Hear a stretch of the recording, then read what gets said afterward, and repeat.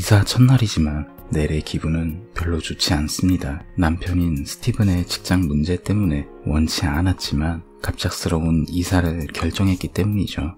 아파트 관리인이 올라와서 이 건물은 역사가 오래되고 어쩌고 하는 이야기를 하지만 그런 게 중요할까요? 아파트의 수도꼭지에서 물이 새는 데다 샤워기도 말썽이니 넬 입장에선 미칠 노릇이겠네요. 건물이 오래됐다는 것에 대한 반증인지 세탁실까지 가는 길은 분위기가 을씨난스럽네요. 그것도 모자라서 어딘가 음침한 시설 보수인까지. 그러던 어느 날 넬은 가구를 옮기던 중 벽에 난 구멍에서 이상한 것을 발견합니다. 작은 보관함에 들어있던 건 바로 사람의 이빨이었죠. 하지만 이 아파트의 진정한 문제는 따로 있었습니다. 바로 이 아파트 내부에 살인마가 있었다는 것이었죠. 바로 옆집에서 들려오는 끔찍한 비명소리를 듣고 넬은 경찰에 신고를 합니다. 하지만 현장은 완벽하게 치워진 이후였습니다. 이에 불안감을 느낀 넬은 자신이 직접 이 아파트에 얽힌 비밀을 파헤치기 시작합니다.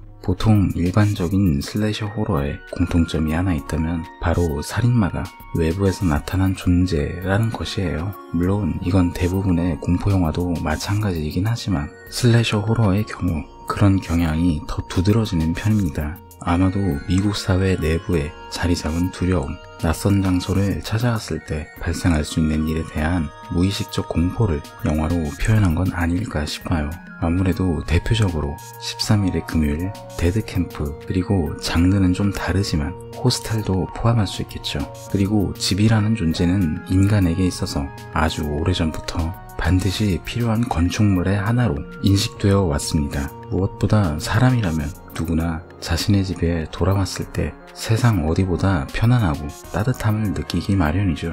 이 영화는 일반적인 슬래셔 호러의 관념을 뒤집은 약간은 독특한 영화라고 볼 수 있습니다. 하지만 이런 영화적 맥락만 뒤집은 건 아니고 이 영화에는 슬래셔 호러와는 전혀 어울리지 않는 한 가지 독특한 요소를 더 결합하게 됩니다. 바로 오컬트적 요소예요. 영화는 첫 시작부터 그리고 넬의 시선을 따라가면서 아파트 여기저기에 그려진 이상한 문양을 보여줍니다. 그러면서 이 아파트에 어떠한 비밀이 있다 라는 식의 미스터리를 계속 흘리면서 진행되죠. 말로만 들었을 땐 별로 안 어울리는 조합 같지만 이 영화에서는 의외로 이 분위기가 상당히 잘 녹아 있어요. 토브 후퍼 감독의 장기라고도 할 수 있는 시종일관 음산한 분위기와 맞물려서 영화가 진행되는 내내 생각지도 못한 시너지 효과를 일으키고 있습니다. 이런 요소로 이 영화는 의외의 재미를 주고 있어요. 이 세상에서 가장 편안해야 할 집이라는 공간은 어느 순간부터 나의 목숨을 위협하는 살인마가 숨어있는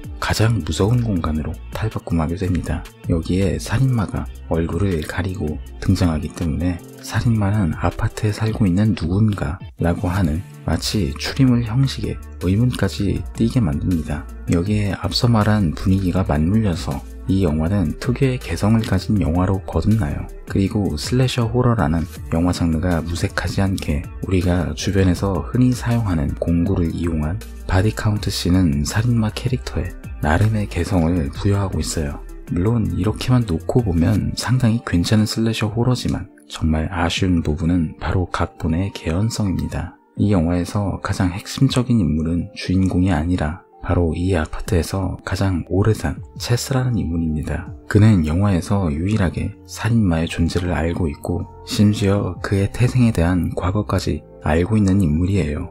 하지만 그럼에도 그가 왜 아무런 조치를 취하지 않은 건지 그리고 어떻게 여태까지 살아남을 수 있었는지 이런 부분에 대한 것은 전혀 설명해주지 않습니다. 영화 내에서 마치 미싱 링크처럼 내용을 알려주지 않는 건 관객 입장에선 일은 벌려놨는데 수습할 내용이 생각 안 나서 그저 어물쩍 넘어가는 것으로 밖엔 생각되지 않아요. 게다가 영화 전체를 통틀어 굉장히 중요한 부분이기 때문에 사실상 영화의 결말이 용두사미로 끝난다는 느낌이 강합니다. 뭔가 불쾌하면서 찝찝한 여운을 남기는 게 아니라 정말 이게 끝이야? 하는 식으로 끝나버려요. 이건 정말 아쉬운 부분입니다. 잘 진행하던 영화의 전개를 자기 손으로 엎어버린 꼴이니까요. 마지막 마무리만 잘 지었다면 토브 후퍼 감독의 필모그래피에서 아마 후반기에 수작으로 꼽혔을지 모른다는 아쉬움을 전하면서 저는 이만 오늘의 가이드 마치겠습니다. 이상 가이드 B였습니다. 감사합니다.